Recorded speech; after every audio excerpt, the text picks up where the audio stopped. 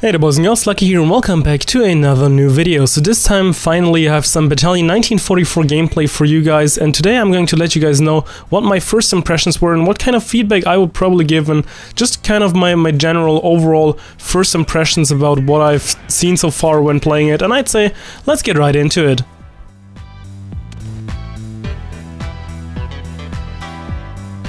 Alrighty, so let me start out by actually saying that I did pledge for this game on Kickstarter 2 years ago, so I was really hyped and excited for it, and I'm very happy that it's finally here and that everyone is able to play it. Right now the game is in early access, so keep that in mind. There will be bugs and glitches. It's still kind of in the early phase. Sadly I never actually got around to play anything in the alpha or beta, but yeah, just keep that in mind if you're trying to try it out. Basically, I'll also try to leave a link to the Steam store page in the description down below, so you can also check it out if you want to. I don't think the price is quite high, and right now there's, I think the first week also some sort of sale going on. I'm not completely sure, so do not quote me on that, but I'll just leave the page down below so you can check it out for yourself. Now, this is obviously Battalion 1944. If you in case you haven't heard of it before, it's kind of a spiritual, mental successor to the old Call of Duty games, like Call of Duty 2 mainly. However, there are also some well, elements of Call of Duty 4, COD 4 Pro mod, maybe even Call of Duty 1. So if you're a really big fan of all the Call of Duty titles before COD 4, maybe even including Call of Duty 4, because you can sprint, which you couldn't in Call of Duty 2, for example, then this game really might be something for you. It's really focused on the gameplay to give you a very extremely solid experience. Just have a good movement, good gunplay. Here and there, as I said before, it's a little bit clunky still because it's in early access, but it feels very good to play. It's very smooth. I also feel it's very good optimized, and in case you're wondering, I'm running it on completely low settings right here in 1440p, however, which is my resolution, and I'm kind of circling between 130 and 180 FPS, something around that, but if I would put down to 1080, I'd probably hit the FPS cap no problem when playing on low, so that's always good if you're trying to play a competitive game, which is also something that I do like. They really did put the focus on the gameplay, so it should be no problem to have it in a competitive mode.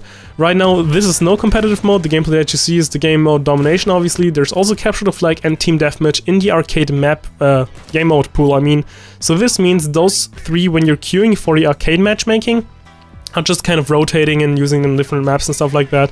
There's also a different mode, which is kind of resembling Search and Destroy from the older Call of Duty titles, or essentially what you also have in Counter-Strike, for example, where you plant a bomb. And this is going to be the competitive mode. It's called Wartide, which is also very exciting, since they were adding cards that you were able to see in the beginning. Right now in the arcade mode, you got unlimited cards. However, if you're going to play the Wartime mode, it's going to be a little bit different, because some of the cards, they will actually drop, and it's kind of like with kill confirmed. If you pick them up, you can take them into the next round from the enemy team, for example. And if you do not die, obviously you keep your weapon. And you have limited resources with your cards, so you cannot always go with the best weapon. So there's definitely a layer of tactical thinking there, and you can also see this is the first time of me actually playing this map, so I keep staring to the one corridor because I think I can actually go there, but of course I cannot. So just letting you guys know, I'm still super new, and this, again, right here I'm using the arcade matchmaking just to get a little bit more familiar with the guns and all the maps, because I haven't really played anything else yet. There's also the ranked mode that will be unlocked on the 8th of February. Currently you can still do the Wartide game mode, but it's just a casual way, so it's unranked, but still the same game mode, which is, I think, pretty good to actually prepare people to get ready for it. So that's the one I'll be checking out very soon.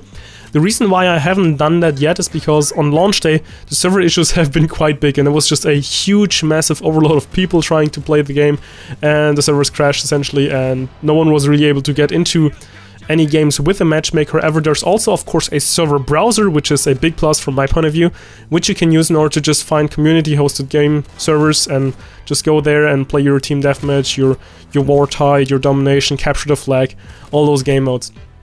So, yeah. If you haven't heard anything about this game, I hope this is somewhat interesting gameplay. As I said before, I'm still kind of confused about the maps. I haven't played on them yet a lot, and this was my second time playing and trying out the game, and I still feel it's super awesome. So if you're a fan of the old Call of Duty, I definitely recommend to you to actually check it out and give it a try. And I'll be sure to post more Battalion videos if you guys are interested in that, because I'm really liking the game. So yeah, I think that's pretty much enough for now. I hope you enjoyed the video, and luckySkillFaker out.